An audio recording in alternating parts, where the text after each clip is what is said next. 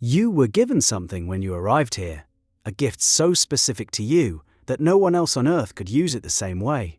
And somewhere along the line, you buried it. You wrapped it in excuses, in fear of what people might say, in the story that you'd start when the time was right. By the end of this, you'll understand exactly what that burial is costing you, and why every day you wait, the price compounds. There's an ancient story most people misread. A master leaves on a journey and entrusts 3 servants with talents, units of wealth. One receives 5, another 2, the last one gets a single talent. The first 2 servants invest, trade, take risks. They double what they were given. The third servant digs a hole in the ground and hides his talent until the master returns. He hands it back exactly as he received it, untouched, safe. And the master's response is devastating. He calls the servant wicked and slothful, strips the talent away, and gives it to the one who already has 10. For centuries, people have read this as a story about money, about financial investment.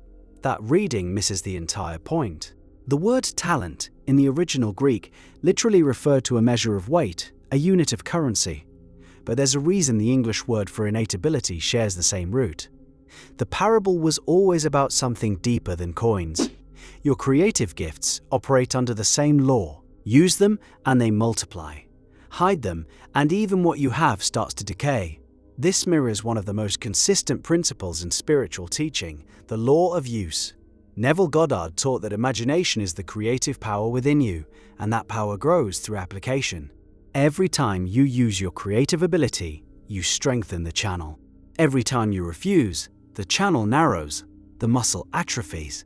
Your capacity to receive shrinks to match your willingness to act. Think about a skill you once practiced regularly. Maybe you used to write, or draw, or speak in front of people. Remember how ideas seemed to flow through you when you were active. Now think about what happened when you stopped. The flow didn't pause, it dried up. The ideas stopped arriving because you stopped showing up to receive them. That drying up feels like confirmation. You tell yourself, see, I lost it. It was never really mine. But you didn't lose a fixed thing. You abandoned a living relationship. Creative ability behaves like a conversation. It requires your participation to continue. The moment you go silent, the other side goes quiet too. The servant who buried his talent offered a specific excuse. He said, I knew you were a hard master, reaping where you did not sow. I was afraid. Fear. That was the entire reason. He looked at what he'd been given, imagined all the ways it could go wrong, and chose the only option that guaranteed he'd never be criticized for failing. He chose safety. And the parable treats that choice as the worst possible outcome, worse than trying and losing everything. Why? Because the buried talent produces nothing. 0 return, 0 growth, 0 contribution to the world. And the servant's fear wasn't even about the talent itself, it was about the master's judgment.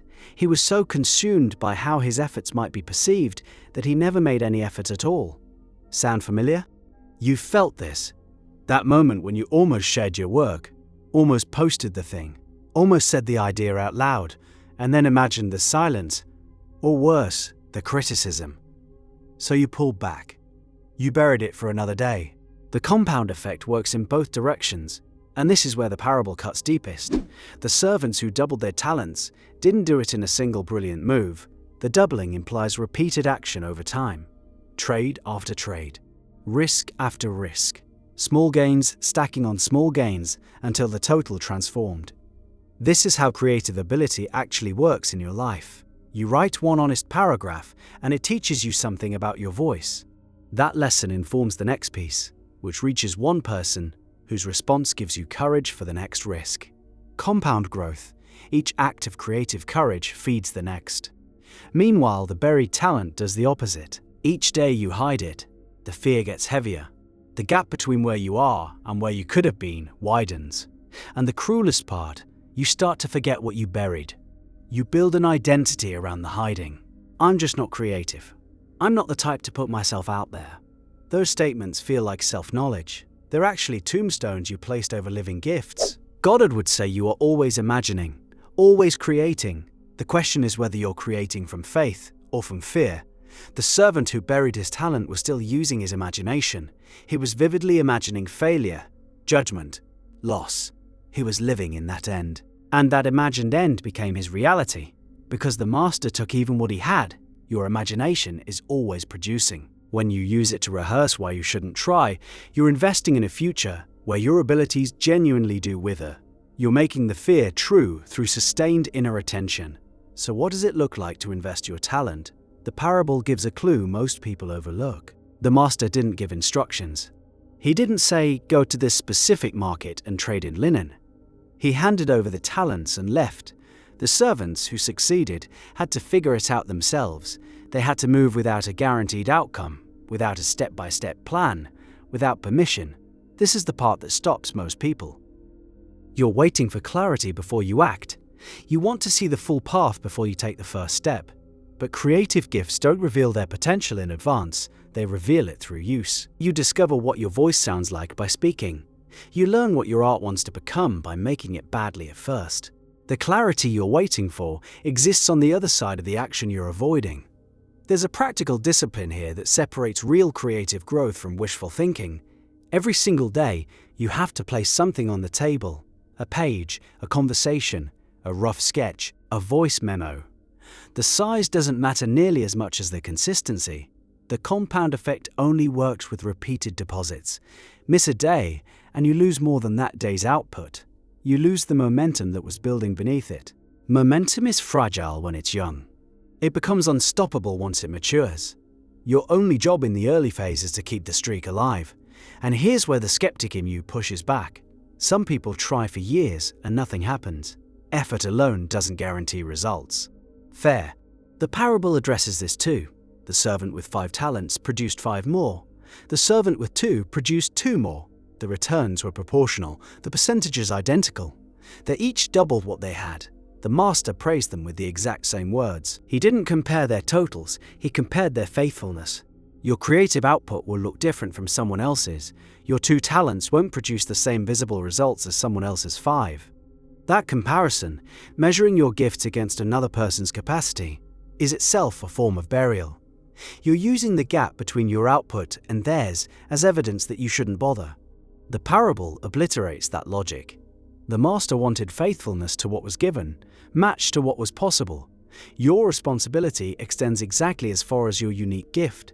1 inch further is someone else's assignment. The ending of the parable contains its most uncomfortable teaching. To everyone who has, more will be given, and he will have abundance. But from the one who has nothing, even what he has will be taken away. This sounds harsh until you understand it as a description of spiritual mechanics. Creative energy flows toward active channels. Inspiration seeks people who are already in motion. When you consistently use what you've been given, you become a larger vessel. More flows through you because you've proven you'll move it forward. When you hoard, you constrict. The flow redirects to someone who will actually use it. You can feel this in your own life. The seasons when you were most creatively alive were the seasons when ideas seemed to chase you. You couldn't write fast enough, couldn't sketch fast enough, couldn't capture the flood. And the dry seasons, the seasons of burial, felt like the source had abandoned you. The source didn't leave. You closed the valve. Right now, today, something in you knows exactly what talent you've buried. You know its shape. You remember its weight. The fear sitting on top of it has a voice, and that voice sounds rational. It talks about timing, about readiness, about what other people will think. But the parable strips that voice of its authority. The only wicked thing, the only slothful thing, was the refusal to act.